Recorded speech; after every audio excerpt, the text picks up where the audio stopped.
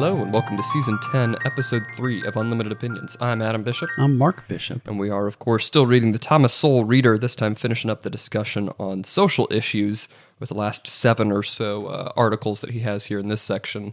I guess we should also mention that we're in person for the first time in several months, right? Yes. Yeah, that's since August, sure. Yeah, for sure. Yeah, we're back in the bedroom. We have a new mic for me and mic stand. So if things sound weird, that's probably why, because I don't want to bring all my whole microphone equipment back from Florida. You can call our attention to it with our huge social media following. I'm sure somebody's going to comment on the difference in the mic. Yeah, I'm sure. We'll get lots of tweets at us on Twitter at ULMTD Opinions. Do we broadcast last week, or we take last week off too? No, we were on last week. Okay. Yeah, we had an episode last. I think. Okay. Yeah, because we were off the week before that because I Yes. was out of the country. Yes. Yeah, the stand that we have now doesn't have like a base, so it's not on the ground. It's clamped onto my bed frame. Yeah, right now it's a designed, desk. Yeah, to be on the I desk. mean, it works. It's interesting. That is correct. I thought I it was will be funny. using that going forward after you go back to school. Yeah, you can clip it onto the desk. That is downstairs. correct, because I have a desk table. You do. Yes, it's like a table, but it has drawers. So it's like a desk. Also a table. How do you differentiate between a desk? Well, like a What makes desk. A desk would, I think of a desk that has other like multiple drawers, like to the side. Like you Okay. pull in a chair and you have drawers on either side of the chair. But this has a larger tabletop and just 2 large desks immediately under the tabletop. So it's a desk. It's almost like a coffee table with long legs. So it's a desk. It is a table desk. All right. Well, And I have taken it essentially from my law firm. that's right. I think I moved. Did I help you move that? Probably. Probably. Yeah, somebody did, I think. But it was either going to be coming here or get discarded. Yeah. But it was serving its purpose in my basement. There you go. All right. Well, we, as I said, we're talking about the social issues, finishing up on this section here. A good section. There was one article at the end that seemed almost entirely unnecessary, I think, to include Really? here. The The baseball one? I think it was a great, well, first of all, I enjoyed reading it. Yeah, I mean, it was a good read. And I think it's sometimes when you're commenting on things in society, it's helpful to use an example that you wouldn't otherwise think about. Sure, that's true. And that's pretty much what he was doing. I guess that's true. Well, we'll talk about that at the end. That's the last chapter Yes. in this section. I found that the most interesting. Really? Interesting. I am interesting. So the first one is wars over values, which is the thing I keep coming back to on Thomas Sowell is that his thoughts and comments stand up so well over time. Yeah. Because this was written 20 years ago or whatever, and these culture wars. That's what he's talking about. Were hot at the time, and the positions he takes are so rational, reasonable that they still hold up today, with different kinds of culture war issues than what we were dealing with when I was a younger man. But and he's just so quote worthy. I mean, you can read really almost any sentence of any article he's written and say, well, I'm going to quote that. You can have that as a saying or whatever, because he's so. I just think he's brilliant. I think he is really the best contemporary philosopher in the United States. Really? Yeah, certainly with my lifetime. Somebody that anyway, I don't need to go down that road. But the very first paragraph, he says, an issue is whose cultural values shall prevail, and who shall make the decisions that reflect those values. And that second part of that statement, I think, is much more important nowadays, it seems like, because especially with ethics declining and standards declining, as I forget who said it in the Reagan, I think it was the Reagan administration, personnel is policy. Yeah. And I think it's so important to make sure that we have the right people, whatever positions they are, the right people with the right philosophy, and they actually know that they have a philosophy, as opposed to just, I feel like this or feel like that. Because everybody has a philosophy. Just some people don't realize they it. just don't Or articulate it yeah. or really consider it too much in detail, or have it a consistent philosophy that can apply to all sorts of situations. So I just think he's just brilliant, and And I like his main point, I think, is he says the particulars of the arguments, the physical strength of the sexes, the performance of women in the military, etc., are in one sense all beside the point. The question is not what to decide, but who is to decide. As elsewhere in the cultural wars, the issue is whether a vocal elite should get the power to preempt the decisions of others. So he's like, yeah, we go back and forth on the issues themselves, but it doesn't really matter because what really matters is who decides, what is the norm. And right now, and especially when he was writing, it was sort of that cultural elite, the people in the universities and in the bureaucracy and stuff like that. It's even more pronounced now, for sure. Having lived through both eras. And it's funny, because he uses the example of females in combat. Mm-hmm. Which is a hot topic now because Pete Hegseth is a nominee currently. Who knows what's going to shake out to be Secretary of Defense. And he's famously said, I think it was on the Sean Ryan podcast, that women shouldn't be in combat. Although he immediately modified it. I think he said immediately it wasn't that they shouldn't be. I think they could be excellent pilots or other support.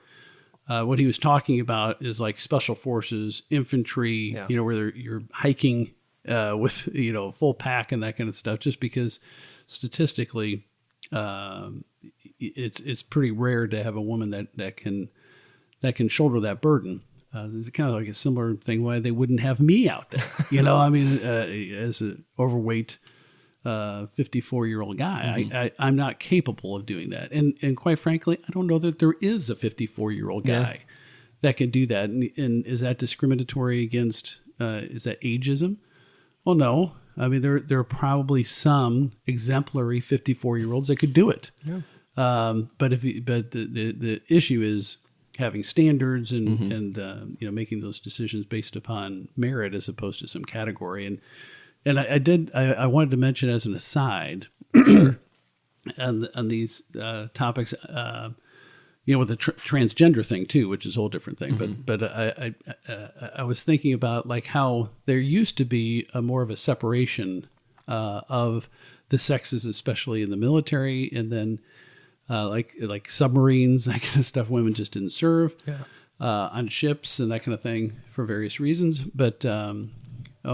There was a big fight, I think it was in the early 90s, over these military academies. One was the Citadel, one was the other one that was all male, and of course there's a gateway to leadership in the military or just in politics or whatever, or business. And there was a lawsuit, and then girls or females or women, young women, were admitted to those schools. One of the first ones, maybe the first one to graduate from, I think it was the Citadel, was Nancy Mace. Oh, really? And she is the one that is talking about female spaces in restrooms in Congress. That women have to have their own separate spaces, which I think, I completely agree with her. Yeah. But I also, I don't know if it's ironic, but it's just kind of like, wait a second. Is it...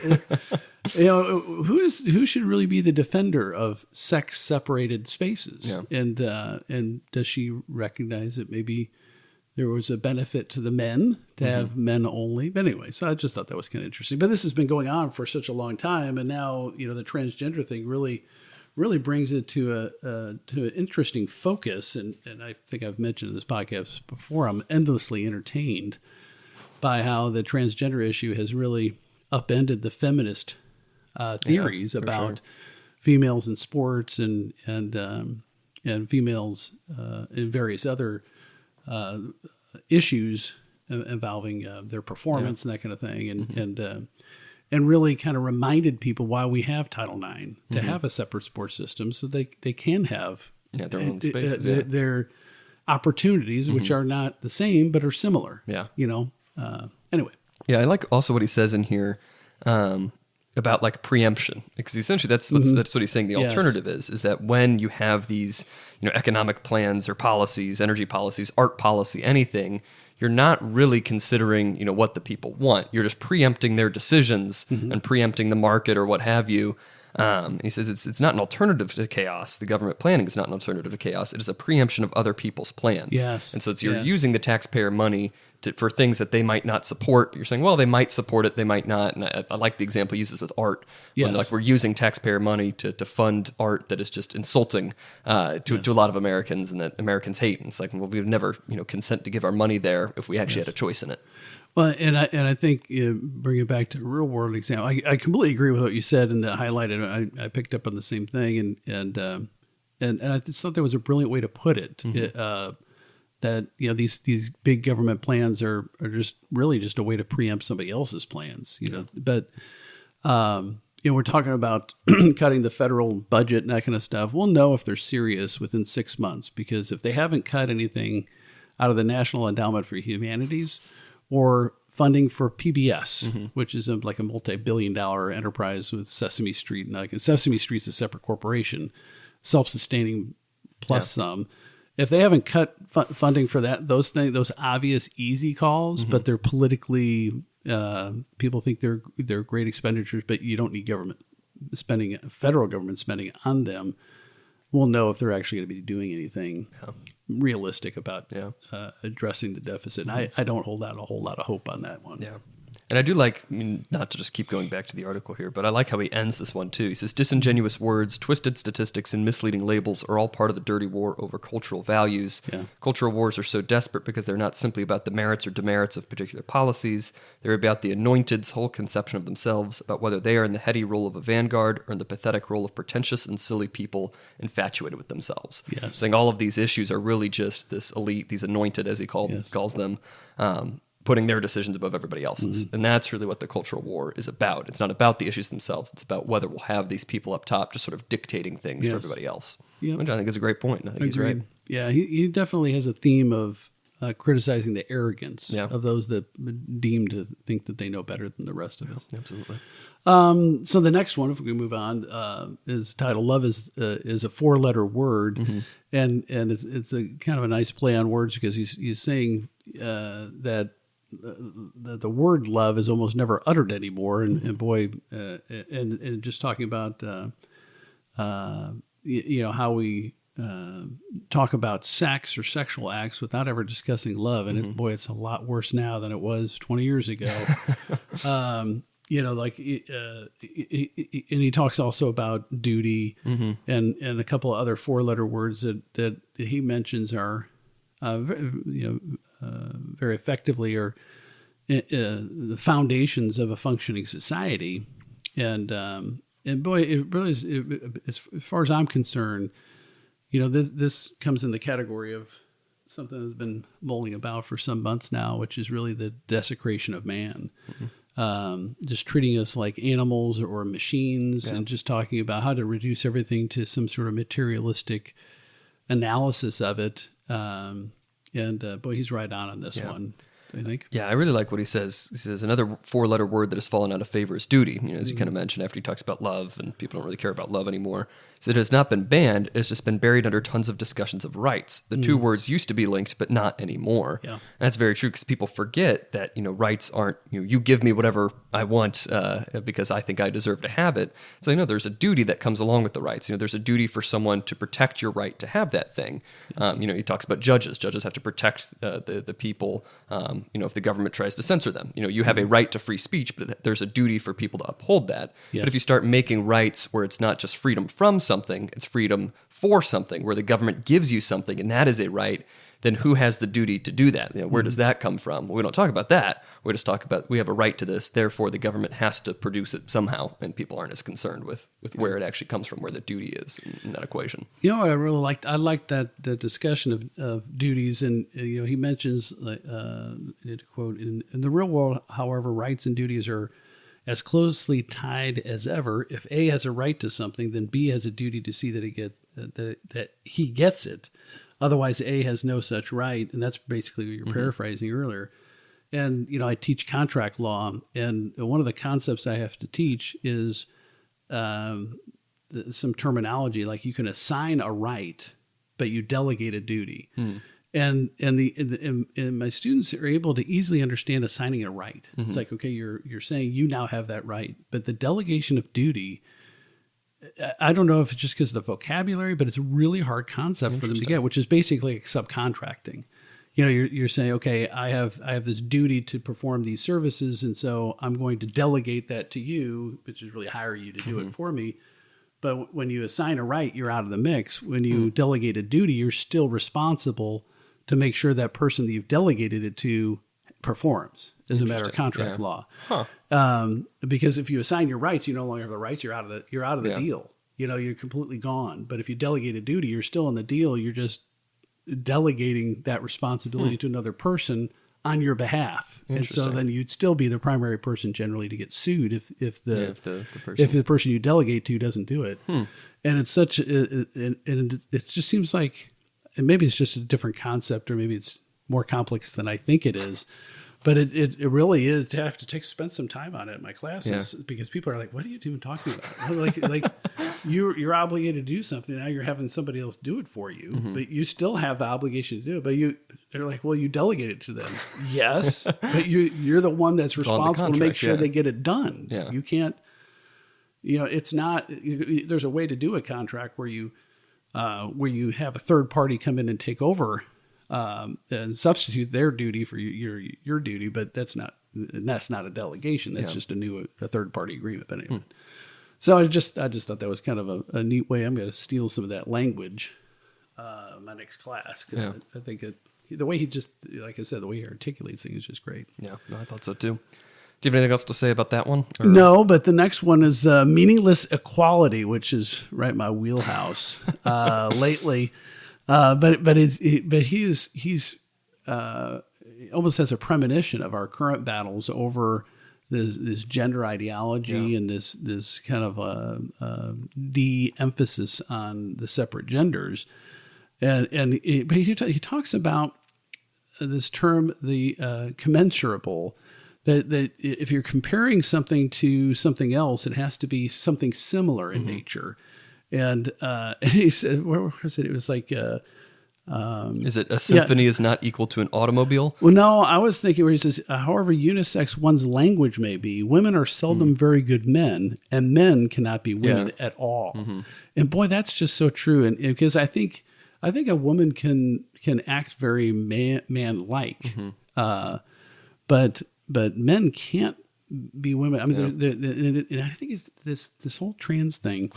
They just denigrate the value of women so much, as if you can just pretend you play dress up and you're a woman. I mean, it's just so insulting, and I just don't understand how all the feminists and the leftists are just not like ready to kill these men. I mean, why are they not trying to kill these men? Well, they were just partying in the women's bathroom in the Capitol. If you saw that, they had like a protest in there. And it's like, we're all allied. We're the feminists and the transgenders and the gay people and whatever. It's like, we're all lumped in the same boat. And it's like, are you really? Do you really agree that much? I don't know that you do. You have a man in the bathroom with you. I don't know if that's a victory for you. Right. Well, it's not a man. That's a woman. What are you talking about? I mean, I just can't get past that. I just don't understand why. Because it doesn't affect me at all. It will never affect me. You know, these trans guys, it'll never affect me negatively. They can dress up however they want. They're never going to be they're removing themselves from my spaces. They're not going to the bathroom, the guy's bathroom, which is great because they're all a bunch of weirdos. Well, I shouldn't say weirdos. They all have mental illness, right? Which is a more polite way of saying you're odd or you're strange. But they're putting themselves into women's only areas, so it doesn't affect me at all. Yeah. I don't know. I wouldn't say that it doesn't affect you. How does it affect me? Well, because it affects the society as a whole, right? You're part of that. Well, sure. It'll never directly affect me. I mean, I'm sure there are some women who try to go into the men's restroom. I don't think so. Men. Well, I mean, there's some. I have seen women go to the men's restroom. You know when? At sporting events, especially before they started building sporting venues more recently, so that they have a lot more female restroom spots or whatever than men, because we don't need as much space. We're in and out. Yeah, I got to tell you, for the women that don't know this, the vast majority of men don't wash their hands. It's just gross, but it speeds up the process because they're just in, out. Like you walk by 10 sinks. Yeah, which is another thing about men. Gross. Yeah, but I mean, as a everything negative to society can affect me, but I mean directly. Yes, sure. Unless I engage in somebody, some dude going into the women's restroom, I could just ignore it. And he's going to the women's restroom. I go to the men's restroom. Yeah, sure. But women, back to my story, women used to get fed up and they'd just be like, well, your men are going to have to wait for a while. And then like half the line would just flow into the men's. And then we're like, okay, that's fair enough, and then, but generally women don't like to do that because another thing about men's restroom, it's filthy. I don't know what these guys are doing in there. I mean, I do know what they're doing. It's gross. I mean, why isn't it in there? It's around it. I don't know how that happens, but men's restrooms are much dirtier than women. Yeah. That's true. But back to the And now article. I know that. Going way back when, I used to clean restrooms. That's one of the jobs I had as at a grocery store. I used to clean the restrooms. So it wasn't that I'm going into women's restrooms and checking them out. Boy, this is really clean in here. Although I have walked in inadvertently to women's restrooms before you walk in and like, the first thing I noticed, and I haven't done this a lot, but I'd say maybe 3 times in the last 5 years. But if you inadvertently walk into the wrong restroom, the first thing you notice is like, there's no urinals in here. Like, oh no, that's a red flag. Emergency. Exit immediately. That's good advice. That is good advice. I've done that. I've been in that situation. Inadvertently, it's like, I think that's most people's reactions. Yes. That's what your reaction should be if you're a man in the women's restroom. But I like his overall point with the things being not commensurable, because I mentioned, symphony is not equal to an automobile. It says, nor is it inferior or superior. Yes. It's like there's just some things that we can't measure against each other. Yes. And when we're trying to make everything equal, sometimes we just can't do that because they're different things. They're different categories of things. And he goes on to kind of make that point of, are we just going to kind of equalize every outcome regardless of, the effort that people are putting in? Well, those are two different things. Those are two different circumstances, two different people. We can't just make them the same outcome because they're categorically different. They've done different things with their lives. We can't just make them have the same outcome no matter what. And I was really, great point. I don't think I've heard this argument before that he makes about the rate of obsolescence, which he's saying that because of women have babies and they have to take time off to have the babies or care for the babies or whatever, or I should say they get to have babies. I mean, it's not a negative thing. They have that opportunity and advantage over men. But that necessarily means that a lot of them will be out of the workforce for some period of time. And having talked to many women who had to go back to work, and they're like, I don't want to go back to work so soon or at all, but you got to do what you got to do. But he talks about like certain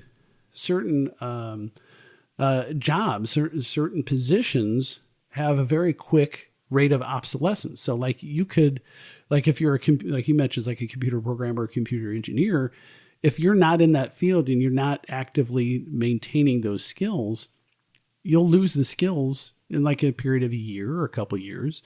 And so it's harder to go back into the workforce. So and I don't know if I had never even considered that women might plan the types of careers that you maintain those skills without having to stay involved. Like if you're an excellent second grade teacher, you're going to be an excellent second grade teacher in 3 years. I mean, you might have to remind yourself how you did it, but it's not like the skills have become that you had 3 years ago are obsolete now. It's like like computer science, which is mostly men. It's like with AI and everything. Well, that's changed drastically over the past 3 years. Like if you took 3 years off to raise your kids, you'd be completely just out of your depth dealing with all the new stuff that's come around. I mean, if you don't keep up while you're out on leave or whatever. But so I've never I don't recall ever seeing that argument before, but it makes a lot of sense. And I don't know that women choose those careers for that reason, but it could be kind of like in the back of their mind, or maybe subconsciously or something. Like it's a more stable career that you can go in and out of, or you can change from this position of this business or this school and go to the other one, and your skills are going to be exactly the same. I don't know. It was an interesting topic that he brought up. He says it was investigated, an economist, like just the example he gives. A physicist lost half the value of his original knowledge in about 5 years, what would take a historian more than 30 years to fall that far behind. Right, yeah. Where it's like the more humanities-focused things, which are more women-dominated, are longer lasting in terms of their obsolescence period. Yes. Yeah, it's interesting. Yeah. The next one I appreciated is kind of like a grumpy old man story. Yeah. But he's basically bemoaning the lack of discipline and supervision over a young child when he was trying to practice his tennis, and he makes a larger point about society and child rearing, and one of the things I really liked was this quote, which is a tough thing to accept, but it's true, where he says, talking about root causes of crime, he says because he talks about people, he says they commit crimes because people are innately selfish and do not care how their behavior affects other people unless they have been raised to behave otherwise, or unless they fear the criminal justice system. And that's just really a lot of truth there. And I think our society's gotten even worse since he wrote this, as far as parental supervision, as parental discipline. And I don't know how to reverse that. I don't even have a theory on it. I have a theory on everything. I don't have a theory on that one. Well, I really like also the story that he gives in here, which I think is more common now.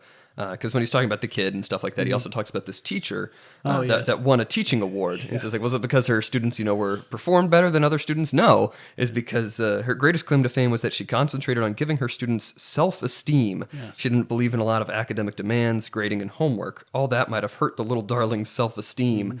And then later on, he describes our award-winning teacher had a sign on her classroom wall saying, "Question authority. Today there's barely enough authority around to question." But that whole attitude in education and in related fields is like, yeah, well, we can't really make anybody feel bad. We have to make sure that everybody, their mental health is far superior to anything else that I could possibly teach them. It's like, be yourself and yada, yada. It's like, okay, and you just end up not teaching them anything at all, and they just don't actually learn. Truth. Yeah. And it's only gotten worse. Oh, for sure. And they're still doing this question authority thing, except for they don't actually want them to question authority now. Because now the authority is them. Largely liberal. Yes, yeah, right. Exactly. Well, it's like all those jokes about the... Question authority. Why do we have Gay Pride Month at school? Not that authority. Bigot. Yeah, it's like the like rock stars like the 60s and the 70s, the big countercultural stuff, how quickly they became like COVID mask Nazis, like so many of them. You don't talk about the 60s and 70s. You can talk about like the 90s, Rage Against the Machine. Yeah, I was thinking of them, Marxist revolutionaries who are now millionaire apologists for the mask mandates. Yeah. Like, my God, what the hell happened? What happened to fight the power? How about F you and I won't do what you told me? That's their lyrics. I used to scream that along with them. That's not anymore. No longer. Not anymore. F you better do what I told you. Or better do what they told you. Yeah, exactly. Oh, they're so frustrating. You think, this is they're dangerous. They're avant-garde. And they're just corporate shills. Oh, it's just so disappointing. It is. But this next chapter kind of relates to that, with the mascots of the Anointed, where he's talking about, there's this sob story in the New York Times about this. He says, a sympathy for a multiple murderer who is now very old and who on some days cannot remember why he's in prison. His victims, however, cannot remember anything on any days. I like that point he makes. Because the story is all about, look at these poor guys, they're clearly not a danger to anybody else anymore. And there's, this amount of people, over 50 who are in the prison system. And it's kind of just implying, why do we have these people here since it's so cruel and heartless? And his point throughout this is you're just using them as a mascot. Yes. Criminals and illegal immigrants, groups like that become these mascots for, what he calls the anointed. So it's like, look, I'm being so great. I'm caring about these low people. And that makes me great because I have my little mascot here and I can pretend to care about them. It's just ridiculous. Yeah, I could talk on that subject, as you know, for hours.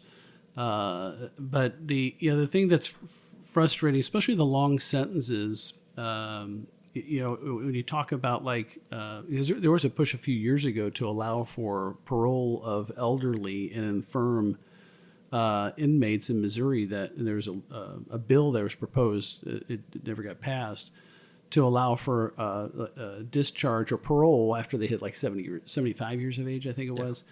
I thought it was a horrible idea because it undercut it undercut the opposition to the death penalty. Yeah. Oddly enough, because the argument with these really horrible murders is that, well, don't give them the death penalty, give them life without parole. That way they're, and the argument that is, there's two arguments that I always found wild that defense would make. One is, well, if the argument is between the death penalty and life in prison without probation or parole, that the only difference is whether they're going to die in God's time or our time. Yeah. And I always thought that was a bad argument to make on the defense side because the jurors would be like, okay, our time. The timing is the only difference. Yeah.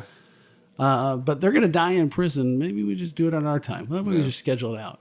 And the other one, of course, and he kind of alludes to this, or maybe he says it explicitly, I think he just alluded to it, which is, well, people forget about the victim. But the argument that attorneys for murder defendants say, well, that person's already gone. Mm-hmm. There's no bringing that person back. And so now we have to focus on what to do with this guy. And he had these problems. He's a wonderful person now and all this kind of stuff.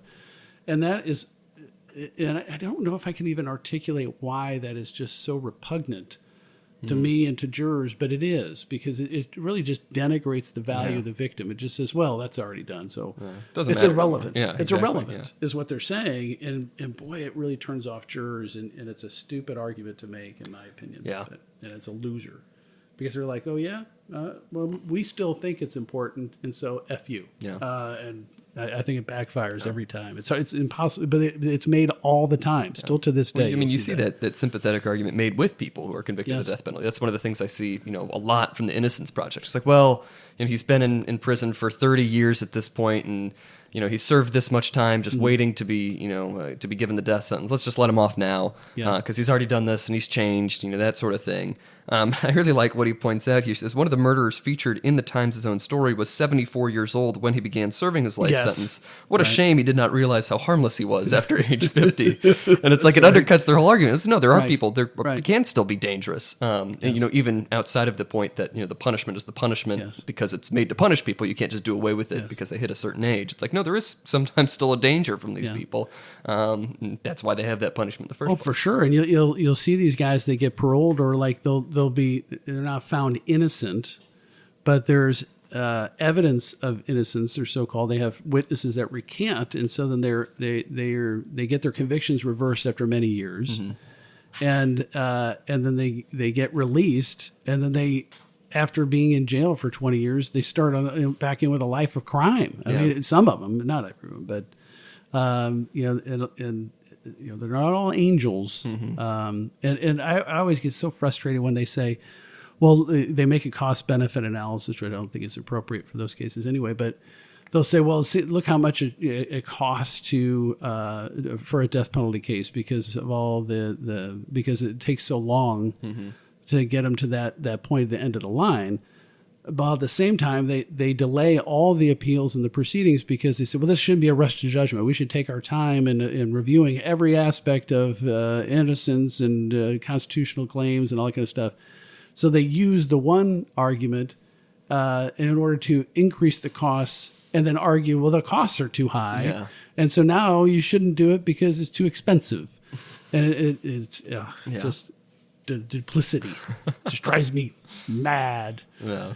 The next article is the anti-American Americans, and I think he already talked about this topic, but he starts off with the bombing of Hiroshima and Nagasaki. Yes. But he ends up talking about why we did this and things like that. And it essentially goes back to the revisionism point and why that's so dangerous. Yes. Is that there's so many people out there that look at America and single it out as the single greatest evil actor of all time. So much so that they're willing to excuse any action by any opponent of America.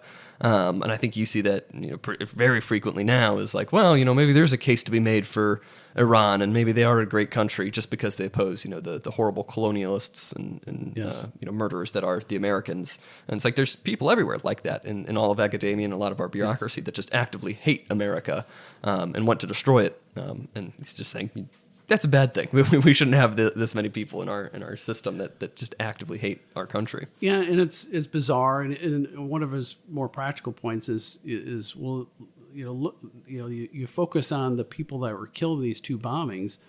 There is no difference in the morality of indiscriminately bombing people with nuclear bombs as opposed to indiscriminately bombing people with fire bombs like they killed in Dresden. I mean, they killed more people in Dresden. I like this quote where he's talking about, well, we wouldn't drop the nuclear bomb on the Japanese if they were white or Caucasian. And he says, what color do they think the people in Dresden were? Yeah.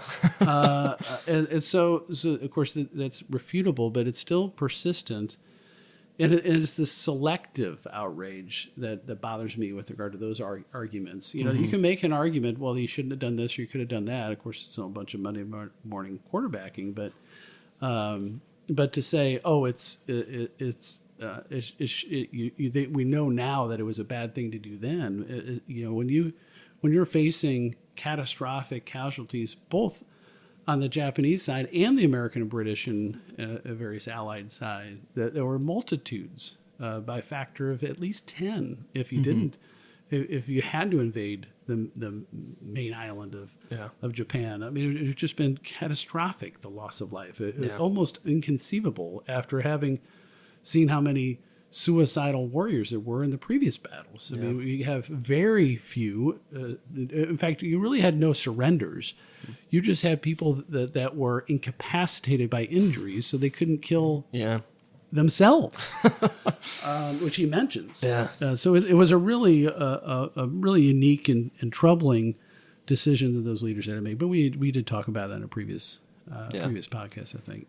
I think the last one is the dead ball, lively ball argument. Right. You really didn't like it. It was all right. It just seemed out of place if we're giving like a big overview of all of his thoughts on things. I think it's a great ending to it because the argument was, I guess you probably have never even heard this debate. Not really, no. So it was, maybe it was a bigger deal back when I was younger, but there's an argument that there was a dead ball era up to a certain point in baseball history, and then they did something to the ball to make it more lively, so you could get more home runs because the crowds came back after the Black Sox scandal in 1919. But what I really appreciated about it was I'm into this thing now where I'm questioning everything I knew before. Yeah. And this is kind of like one of those things where you think, well, yeah, everybody kind of knows there's a dead ball era. It's known as a dead ball era. But then when he goes through it, he says, well, statistically, the people that were playing in the dead ball area that continued to play in the lively ball era didn't have any more home runs. So they were using, he brings it up like the batting style. With the Babe Ruth, you're holding it lower on the bat, and that enabled you to get more home runs. It lowered your batting average because you'd strike out more. Correct. And that's why the earlier players, I guess, held the bat a little higher so they could get the ball, but they just weren't getting as many home runs. Yeah, because you saw the statistics, and I'm not a person that follows professional sports that much, but whenever you look at the statistics, their batting averages in the 400s, it's unheard of. Yeah. Not in modern era.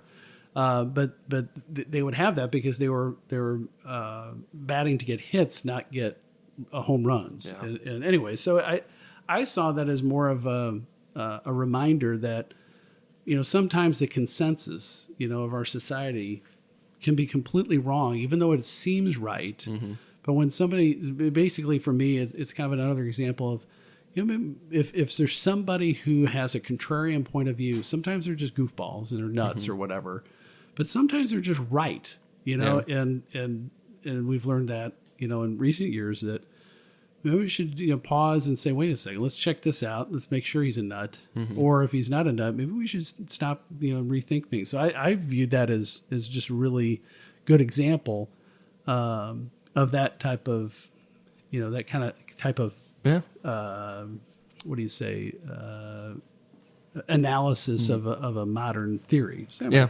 Well, I think it makes sense. I mean, I didn't hate the article. It's a good bookmark, in my opinion. And it was a well-written little article, too. Yeah. And the next section is on economics, which is his sort of home domain, I guess. Yes. So that'll be the next few episodes. I'm not sure how many articles there are in that one, how many sections, but probably pretty similar to the last section. So a few more episodes on economics and then some other issues after that. So what are your thoughts about his social issues section? I thought it was good. Not too in-depth, but I think that's sort of the point. It's just sort of brief snapshots.